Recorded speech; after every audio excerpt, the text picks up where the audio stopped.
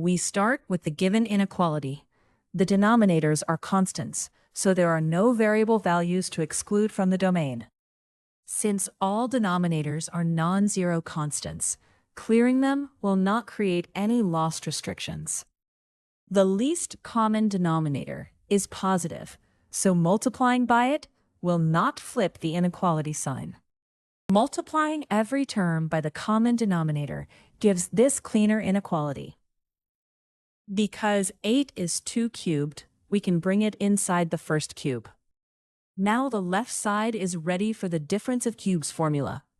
On the right, expand the square carefully, using the binomial square pattern. Distribute the 4 across the trinomial on the right. The left side is a difference of cubes, so we use this factoring formula. Let the first base be a, and the second base be b. Their difference is 3, which will make the factorization much shorter. The difference of cubes becomes 3 times the remaining quadratic expression. First, square the first base and keep every term.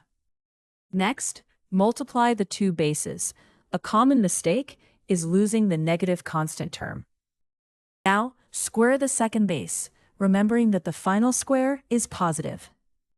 Combine like terms inside the quadratic factor.